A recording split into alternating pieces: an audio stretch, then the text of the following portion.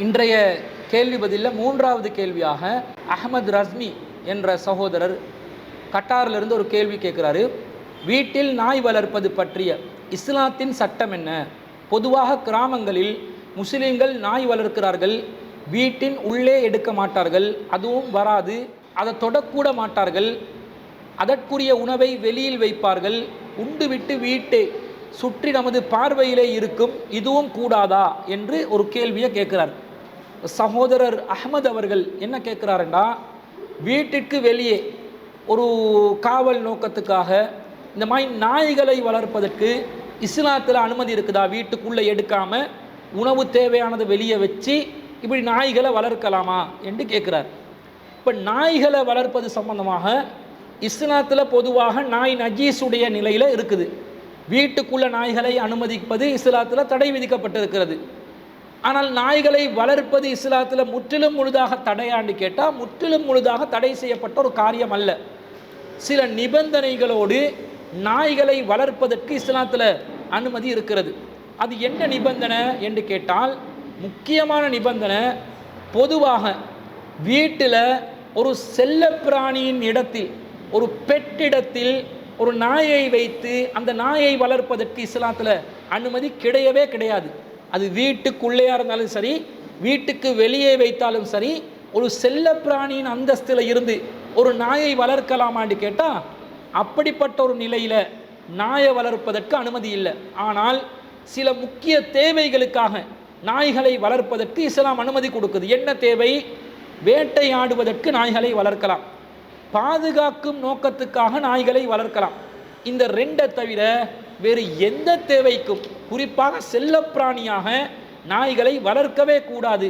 இது நாம் ஒரு ஹதீஸ்லேருந்து விளங்கி கொள்கிறோம். எப்படி ஹதீஸ் வருதுன்னா, சஹீஹ் புகாரியிலே 2322வது செய்தியாக அபூ ஹுரைரா ரலியல்லாஹு அன்ஹு அறிவிக்கிறாங்க, மன் அம்சக கல்பன், ரசூலா சொன்னதாக, யார் ஒருவர் நாயை வளர்க்கிறாரோ, ஃபஇன்னஹு யன்குசு குல்ல யௌமின் மின் அமலிஹி கீராத்துன், அவர் ஒவ்வொரு நாளும் அவருடைய அமல்களிலிருந்து ஒரு கீராத்தளவு நன்மைகளை குறைத்து கொள்வார். இல்லா கல்ப ஹர்சின் அவ் மாஷியத்தின், ஆனால் விவசாய பண்ணைக்காகவோ கால்நடைகளை திருட்டு போய் விடாமல் பாதுகாப்பதற்காகவோ வைத்திருக்கும் நாய்களை தவிர என்று நபி ஸல்லல்லாஹு அலைஹி வஸல்லம் சொல்கிறாங்க. இப்போ இந்த ஹதீஸில் என்ன வருது? தெளிவாக ரெண்டு காரணத்துக்காக வேண்டி, விவசாய நிலங்களை பாதுகாக்கிறதுக்காக நாய்களை வைக்கலாம். விவசாய நிலத்தை சீர்குலைக்கும் விதமாக, அதை சேதப்படுத்தும் விதமாக ஒரு மிருகம் வந்து, காட்டு விலங்கு வந்து அதை நாசமாக்கிடக்கூடாது என்பதற்காக, அது வருகின்ற நேரத்திலே குறைக்கக்கூடிய விதத்தில், ஒரு சிக்னல் மெசேஜ் தரக்கூடிய விதத்தில் நாய்களை வைத்து அந்த காலத்தில் என்ன செய்வாங்க, அவங்களோட விளை நிலங்களை பாதுகாத்து கொள்வாங்க. இப்படி நோக்கத்துக்காக வேண்டி நாய்களை வளர்க்கலாம். அல்லது ஒரு கால்நடையை வச்சிருக்கிறாங்க, அந்த கால்நடையை யாராவது ஒருத்தன் திருடுறதுக்காக வரும்போது நாய்களை வைத்தால் அது குறைத்து அந்த திருடர்களை கடிக்கக்கூடிய நிலையில் இருக்கும். அதிலிருந்து நம்முடைய கால்நடைகளை பாதுகாத்து கொள்ளலாம் என்ற நோக்கத்தில் நாய்களை வளர்க்கலாம் என்று நபி ஸல்லல்லாஹு அலைஹி வஸல்லம் அனுமதி தந்திருக்கிறார்கள். அப்போ இந்த நிபந்தனையில் நாய்களை வளர்க்கலாமே தவிர செல்லப்பிராணியாக நாய் வளர்க்க முடியாது. இன்னொரு அறிவிப்பில் வருது, புகாரியில் 2323வது செய்தியில் சாயிப் இப்னு யஸீத் என்று சொல்லக்கூடிய நபி தோழர் அறிவிக்கிறார்கள், ரசூல் ஸல்லல்லாஹு அலைஹி வஸல்லம் சொன்னதாக, மனிக்தனா கல்பன் லா யுக்னி அன்ஹு ஸர்அன் வலா லர்அன் நகஸ குல்ல யௌமி மின் அமலிஹி கீராத்துன், யாராவது ஒருவர் விவசாய பண்ணையாகவோ கால்நடைகளை பாதுகாக்கும் தேவை எதுவுமின்றி நாயை வளர்த்து கொள்வார் என்று சொன்னால், அவருடைய அமல்ல இருந்து, நற்செயலிருந்து, நகஸ குல்ல யௌமின், ஒவ்வொரு நாளும், மின் அமலிஹி, அவருடைய அமல்ல இருந்து, கீராத்துன், ஒரு கீராத் நன்மை குறைந்து விடும் என்று நபி ஸல்லல்லாஹு அலைஹி வஸல்லம் சொன்னதாக அறிவிக்கிறாங்க. இதை அறிவிக்கும் போது, குல்து அந்த சமயத்த ஹாதா மின் ரசூலில்லாஹி ஸல்லல்லாஹு அலைஹி வஸல்லம், இது ரசூல் ஸல்லல்லாஹு அலைஹி வஸல்லம் என்று நீங்கள் நேரடியாக கேட்டீங்களா என்று சொல்லி சுஃபியான் இப்னு அபி ஸுஹைர் ரலியல்லாஹு அன்ஹு அவர்கள் கேட்கிறார்கள்.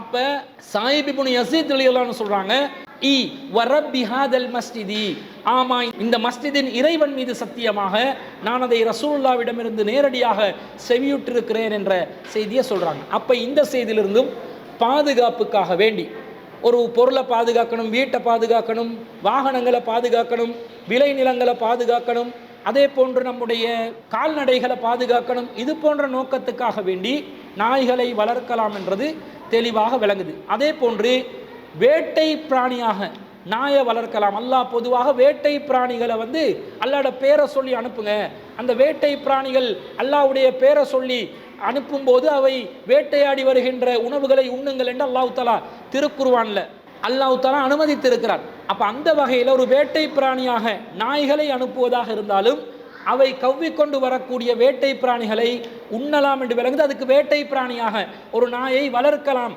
என்பதும் விளங்குகிறது. அதே போன்று அப்படி வளர்ப்பதாக இருந்தாலும் என்ன முக்கியமான நிபந்தனை என்றால் வீட்டுக்குள்ளே அனுமதிக்கக்கூடாது.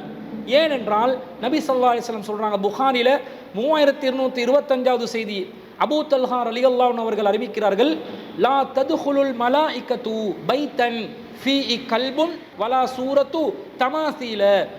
அல்லாஹ்வின் தூதர் ஸல்லல்லாஹு அலைஹி வஸல்லம் சொல்கிறாங்க, நாயும் உருவப்படங்களும் உள்ள வீட்டுக்குள்ளே வானவர்கள் நுழைய மாட்டார்கள் என்று கூறியிருக்கிறார்கள். அப்போ வானவர்கள் நுழைய தடை விதிக்கக்கூடிய விதத்தில் நாய்களை வீட்டுக்குள்ளே வைக்க முடியாது. ஒரு முறை ரசூல் ஸல்லல்லாஹு அலைஹி வஸல்லம் அவர்கள் ஜிப்ரீல் அலைஹிஸ்ஸலாம் அவர்களுடைய வருகைக்காக காத்திருந்தார்கள். ஆனால் ஜிப்ரீல் அலைஹிஸ்ஸலாம் அவர்கள் உரிய நேரத்தில் வரலை. அப்போ ரசூல் ஸல்லல்லாஹு அலைஹி வஸல்லம் அது ஏன் என்று கோவப்படுறாங்க. வா அது ரசூலுல்லாஹி ஸல்லல்லாஹு அலைஹி வஸல்லம் ஜிப்ரீலு அலைஹிஸ்ஸலாம் ஃபீ சாஅத்தின் யஅதீஹி ஃபீஹா, ரசூலுல்லாஹ்விடம் வருகை தருவதாக ஜிப்ரீல் அலைஹிஸ்ஸலாம் அவர்கள் ரசூலுல்லாஹ்விடம் வாதா செய்திருந்தார்கள். ஆனால் ஃபஜாஅத்தில் கஸ்ஸா, அந்த நேரம் வந்தது, ஆனால் வலம் யஅதி, அவர் அந்த நேரத்தில் வரவில்லை. வஃபி யதிஹி அசன், ரசூலுல்லாஹ்வுடைய கையில் சிறிய கம்பு குச்சி துண்டு இருந்தது. ஃபஅல்காஹா மின் யதிஹி, ரசூல் அதை கையிலிருந்து வீசுறாங்க. வீசிட்டு சொல்றாங்க, வகால மா யுக்லிஃபுல்லாஹு வஅதா வலா ருசுலுஹு, அல்லாஹ்வும் அல்லாஹ்வுடைய தூதர்களும் வாக்குகளை மீற மாட்டார்களே, இதனால் வாக்குறுதி மீறப்பட்டுச்சு என்று சொல்லி ரசூலா கோவப்பட்டு கொண்டு இருக்கிறாங்க. பிறகு ரசூல்லா வீட்டுக்குள்ளே நுழைஞ்சி திடீரென்று திரும்பி பார்க்கும்போது ரசூல்லாவுடைய வீட்டிலே கட்டிலுக்கு கீழே ஒரு நாய்க்குட்டி இருக்கிறத கண்டாங்க. அப்போ ஆயிஷா ரலியல்லாஹு அன்ஹா அழைச்சி கேட்குறாங்க, இது என்ன நாய்க்குட்டி வீட்டுக்குள்ளே இருக்குது அப்படி என்று கேட்ட உடனே நபி ஸல்லல்லாஹு அலைஹி வஸல்லம் ஆயிஷா ரலியல்லாஹு அன்ஹா சொல்கிறாங்க, வல்லாஹி மா தரைத்து, இது எனக்கு இருந்தது உண்மையிலே எனக்கு தெரியாதுன்னு சொன்னோடனே ஃப அமர பிஹி ஃப உஹ்ரிஜ, அதை வீட்டிலிருந்து வெளியேற்றுமாறு கட்டளையிடப்படுது, அதுவும் வெளியேற்றப்படுகிறது. அதற்கு பிறகு ஃபஜா ஜிப்ரீலு, ஜிப்ரீல் அலைஹிஸ்ஸலாம் வந்தாங்க. ரசூலா கேட்கும்போது ஜிப்ரீல் அலைஹிஸ்ஸலாம் சொல்கிறாங்க, ஏன் நான் வரலன்னு சொன்னால் உங்களோட வீட்டுக்குள்ளே நாய் இருந்துச்சு. மன அணியல் கல்பு அல்லதி கான ஃபீ பைத்திக, உங்களோட வீட்டுக்குள்ளே இருந்த நாய் தான் எங்களுடைய வருகையை தடை விதித்தது. இல்லா லா நதுகுல பைத்தன் ஃபீஹி கல்புன் வலா சூரத்துன், எந்த வீட்டில் உருவப்படங்கள் தொங்க விடப்படுகிறதோ, எந்த வீட்டில் நாய் இருக்கிறதோ அந்த வீட்டுக்குள்ளே நாங்கள் நுழைய மாட்டோம் என்று சொன்னதாக சஹீஹ் முஸ்லிமில் 4272வது செய்தியாக பதிவு செய்யப்படுகிறது. ஆயிஷா ரலியல்லாஹு அன்ஹா அறிவிக்கிறாங்க. அப்போ இதிலிருந்து என்ன விளங்குது, நாய்களை வீட்டுக்குள்ளே குட்டிகளாக இருந்தாலும் சரி பெரிய நாய்களாக இருந்தாலும் சரி வீட்டுக்குள்ளே அனுமதிக்க முடியாது. அப்போ எப்படி வைக்கணும், தேவைக்கு வேட்டைக்காக அதே போன்று பாதுகாப்புக்காக வைப்பதாக இருந்தால் வீட்டுக்கு வெளியே வைக்கலாம். வெளியே வச்சாலும் அதை சர்வசாதாரணமாக தொடலாமான்னு கேட்டால் சர்வசாதாரணமாக தொட முடியாது. ஏன்னா நாயுடைய நாக்கு அதனுடைய உமிழ்நீர் நஜீஸ் என்று சொல்லி, அசுத்தம் என்று சொல்லி, அந்த நஜீஸ் பட்டால் அதை சுத்தம் செய்வதற்கான சில வழிமுறைகளையும் இஸ்லாம் சொல்லி இருக்குது. இப்போ நாய் தன்னுடைய மேலே நாக்கால நக்கி கொண்டு முழுவதுமாக உமிழ்நீரால் நாய் மேலே அந்த ஈரமாக்கி வச்சிருந்தா அந்த நாயுடைய எந்த பகுதியை தொட்டாலும் அது நஜீஸ் ஆகிடும். இந்த நிலையில் நாயை நம்ம தொட முடியாத ஒரு சூழ்நிலை இருக்கிறது. அந்த நாயினுடைய நஜீஸ் பட்டா என்ன செய்யணும், நபி ஸல்லல்லாஹு அலைஹி வஸல்லம் சொல்கிறாங்க, கால அமர ரசூலுல்லாஹி ஸல்லல்லாஹு அலைஹி வஸல்லம் பி கத்லில் கிலாபி, நபி ஸல்லல்லாஹு அலைஹி வஸல்லம் ஆரம்பத்தில் நாய்களை கொலை செய்ய சொல்லி கட்டளை இட்டாங்க. ஏன்னா நாய் மூலமாக ஒரு நோய் பரவியது, கொலை செய்யுமாறு கட்டளையிட்டார்கள். சும்ம கால மா பாலுஹும் வபாலுல் கிலாப், உங்களுக்கு உங்களோட நாய்களுக்கும் என்னாச்சு, நாய்களை காண்றதுக்கே இல்லைன்றாங்க. சும்ம ரஹஸ ஃபி கல்பி செய்தி, பிறகு நபி ஸல்லல்லாஹு அலைஹி வஸல்லம் அவர்கள் வேட்டை நாய்களுக்கும் வ கல்பில் கனமி, கால்நடைகளை பாதுகாக்கும் நாய்களுக்கும் அனுமதி கொடுத்தார்கள். அனுமதி கொடுத்து ரசூலா சொல்றாங்க, இதா வல அல் கல்பு ஃபில் இனாஇ ஃபக்ஸிலு சபஅ மர்ராத், உங்களுடைய நாய்களை உங்களுடைய பாத்திரங்களில் வாயை வைத்து விட்டால் அதை 7 தடவை நீங்கள் கழுவிக்கொள்ளுங்கள் என்று நபி ஸல்லல்லாஹு அலைஹி வஸல்லம் சொன்னதாக சஹீஹ் முஸ்லிம்ல 473வது செய்தியாக பதிவு செய்யப்படுகிறது. இதை அப்துல்லா இப்னு முகஃபல் ரலியல்லாஹு அன்ஹு அவர்கள் அறிவிக்கிறார்கள். அப்போ இந்த செய்தியில் தெளிவாக வருது, வேட்டை நாய்களுக்கு அனுமதி, பாதுகாக்கிற நாய்களுக்கு அனுமதி. ஆனால் அந்த நாய்கள் வாய் வைத்த பாத்திரமாக இருந்தால் 7 தடவை கழுவணும், 1 தடவை மண்ணால் கழுவிக்கொள்ள வேண்டும், 6 தடவைகள் தண்ணீரால் கழுவிக்கொள்ள வேண்டும் என்பது தெளிவாக விளங்குகிறது. அப்போ அதை சாதாரணமாக தொடக்கூடிய நிலையில் அந்த நாய்களை வைத்துக்கொள்ள முடியாது என்றும் தெளிவாக விளங்குகிறது. கேள்வி கேட்ட சகோதரர் அஹ்மத் என்ன சொல்கிறாரு, வெளியே வைக்கிறோம், உணவுகளையும் வெளியே தான் கொடுக்குறோம், வீட்டுக்குள்ளேயும் அது வராது, இந்த நிலையை நாயை வளர்க்கலாம்னா நாயை வளர்க்கலாம். ஆனால் என்ன நோக்கத்துக்கு வளர்க்குறீங்க?